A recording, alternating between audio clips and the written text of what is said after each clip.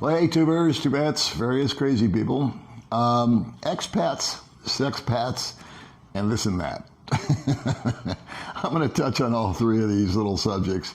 The expat part is from a comment that I got. The sexpat part is something that I think needs to be addressed. And then this and that is just some miscellaneous information that I've missed on other videos that I've meant to inject. So I'm going to kind of catch up. So this is going to be a little potpourri video. And it'll only be 10 or 15 minutes. And then we can both get back to whatever we were doing before. Anyway, a guy wrote to me on a video. He wrote a comment. And he said, hey, Paul, I'm coming to the Philippines. I'm your age. I'm retired. I'm divorced. I'm single. I like being single. And I don't want to meet anybody. That's not my driver.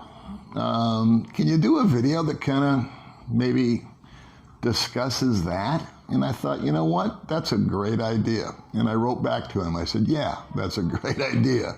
And so here it is. This is the expat part.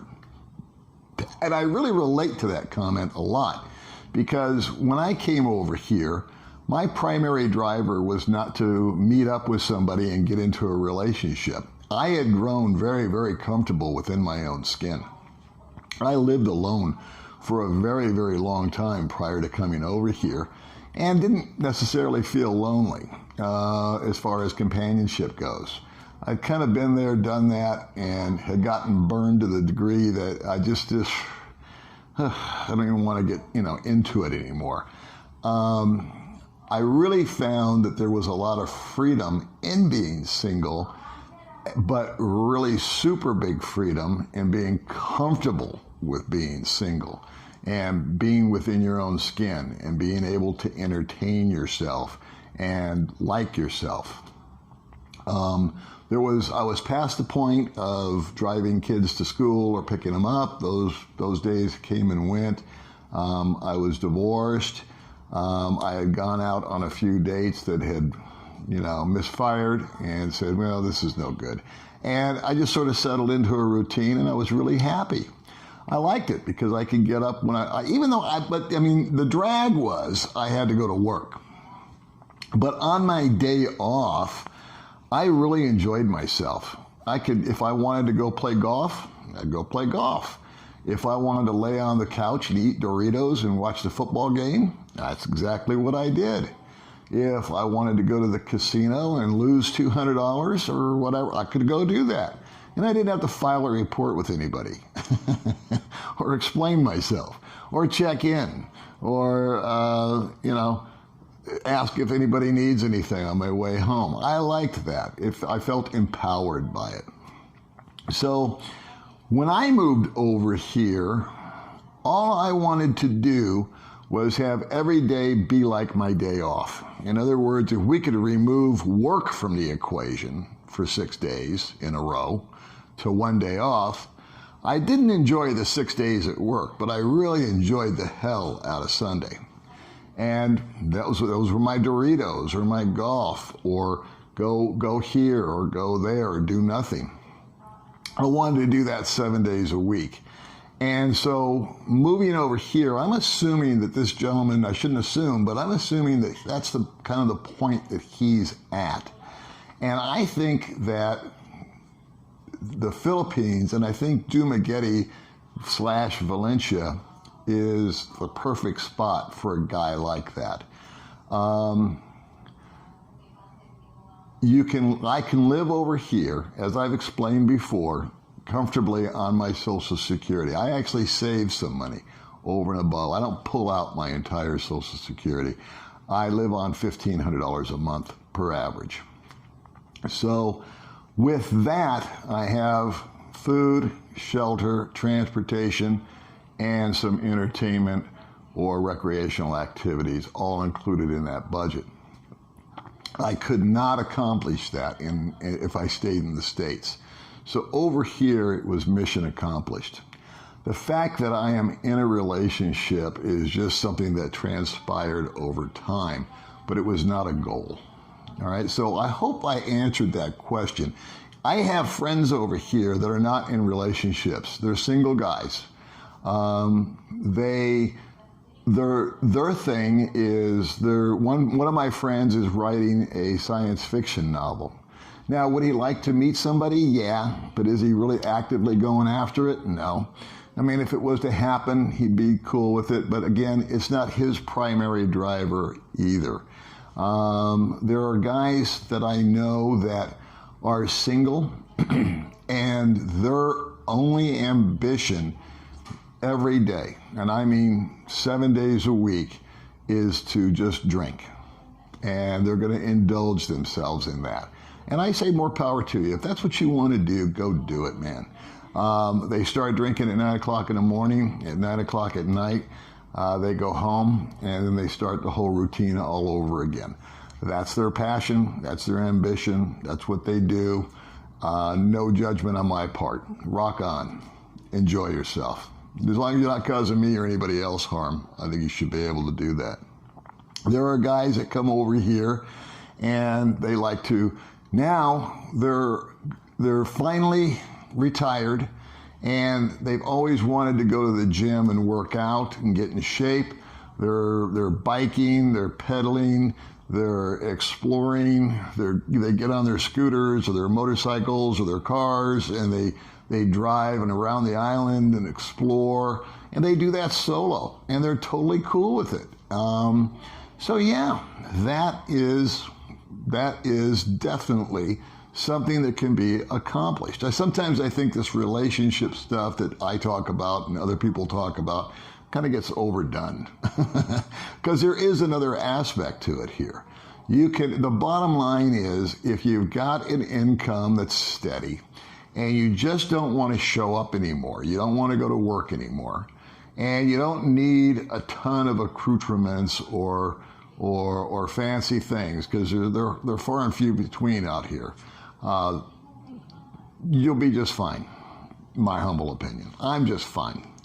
God forbid if something were to happen to baby May tomorrow, God forbid, I would not be a guy that would, after the mourning period expired or ended, I guess I should say, that I'd be trying to jump into another relationship. I'd probably re-embrace just being alone and going out where I want to go and doing what I want to do and all that kind of stuff. So yeah, I think that the Philippines is really good, and I think that Dumaguete/Valencia is a really good choice for that. I don't mean to do a sales pitch for Dumaguete. There's nothing that exciting here, but it's very accommodating as far as if you want to go to a restaurant, there are restaurants here. If you need a mall, if you need a hospital, they may not be state of the art, they may not be the best, but they're available. You're not out in the jungle. You're also not in Metro Manila, where there's all this crazy traffic and smog and stuff. If you want 15 minutes up the hill, you're in beautiful jungle surroundings and completely away from the city. There's waterfalls, there's all kinds of stuff that you can go and do. So there's activities, there's also a port, there's an airport, and there's a bus station.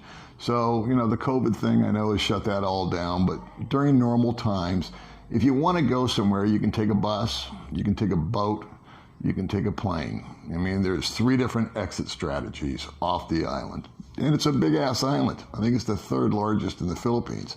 So there's actually 2 sides to it. So a single guy not looking to get into a relationship, I think if you're writing a book, or you just want to watch TV, or you just want to drink beer and tequila all day, this is fine. This will fit your budget. This will fit your lifestyle. And most people will just leave you alone if you leave them alone. And that's that. So I hope I answered that question. Sexpats. We're speaking about Dumaguete and Valencia. I think that, in fact, I know that there are a lot of addictions out there. And some people are, the usual typical ones are the drug, alcohol, when you say addiction. I was interested to find out that I knew that there was sexual addiction, but I know that it's prevalent also in women as well as men. when I researched it a little bit. And I think the sexpat thing gets overblown here in Asia. So let me define what my humble opinion of what a sexpat is. A sexpat is a guy, in my mind, that is obsessed with sex. Some people, like I said, are obsessed with alcohol. Some people are obsessed with drugs. Some people are obsessed with their body. So they're, in the gym 8 hours a day. I could waterboard you with examples all day long. But these are guys that go to where sex is plentiful and it's inexpensive. And Asia happens to be that, I imagine, the capital of that. But the real capital of that, from what I understand, is Bangkok. That's the number one tourist destination in the world. Number one is Thailand. And for guys that are chasing that kind of activity, that's the number one destination. As far as the Philippines goes, there's Angeles City has a walking street with bars and go-go's and all that. The town I came from, Las Vegas, Nevada, has a zillion gentlemen's clubs. I mean, you don't have to go to Asia. I could have stayed in Vegas if that was my thing. Of the 30 years that I was there, I probably went 7 or 8 times to the proverbial gentleman's club, the topless bar. Titty bars, I guess, is the popular phrase. Someone's bachelor party, somebody's celebration, somebody's this, somebody's that. For me personally, it was always fun to go out with my friends. And when you go into a place like that, it's like, wow, the lights are down and there's all these girls and there's nothing but boobs here and there and whatnot. But after 10 or 15 minutes, the newness kind of wears off and it just gets kind of old. Not exactly my thing. I think I went on 7 or 8 vacations in the 30 years that I worked when I was in Vegas. And each and every one of them was to Canada with my dad to go fishing. That was my passion. I even took a loan out last time we went fishing because it was like $7,000 to go do it right. Fly-ins, go for northern pike, go for muskie, walleye. And so that was my thing. The reason I say Dumaguete would be not the last place, but it's a poor place for that, is because there is no walking street here. There's no red light district. There's a couple of bars in town. There's a Why Not bar, which is kind of the local disco. There's a couple of little bars that have opened up that are kind of where the girls are kind of sexy looking and they're doing that, but it's not the same. So I think a sexpat is a guy that goes, instead of going fishing, instead of going golfing, instead of going snow skiing, he goes someplace for a month and has extracurricular activities with women or men or whatever his bend is. Do guys like that live here? Absolutely. They also live in your hometown, in my old hometown. People are people. So the real addicts will go to where it's cheap and where it's available. And from my understanding is that Bangkok, Bangalore Road in Phuket, Pattaya, I think I'm saying that right, I've never been there, in Thailand. There's Angeles City in the Philippines, and then I don't know much about the other countries. So, but if you're moving to the Philippines and the big sexual drive is your driver, I wouldn't recommend Dumaguete. It's just too much of a small town. There's just not that many, there's no brothels that I know of. There's just no venue that really strikes that. This and that. So I covered that. Expats, sexpats. And then this and that. So this and that. there's a couple of things that I've left out in other videos that I did want to cover. But I don't know what the length on this thing is. It's 15 minutes. So this and that, real quick, I'll just go over this, is on relationships, there is something that I've always wanted to tell you guys that I've never told you. And this is it. How did I know when a girl liked me when I was dating? There were two things that stood out. Number one, selfies, of all things. If a girl was taking selfies with me and her and then posting them up on Facebook or Instagram or whatever she used, I knew that that was a big indicator that she was, into me. The second one, which I found to be very interesting too, was how she held on to me on the back of the scooter. To me, those were like two tells. If you play poker, and you're watching to see what somebody's tell is. The opposite was true on the women that I figured didn't care for me. And there were plenty of them too. Never one selfie. Never any kind of hands on the shoulders or up close on the scooter. So it was really easy over time. I kind of developed this little system. If I was with somebody and I was with them for more than, one time, and we were meeting for the second or third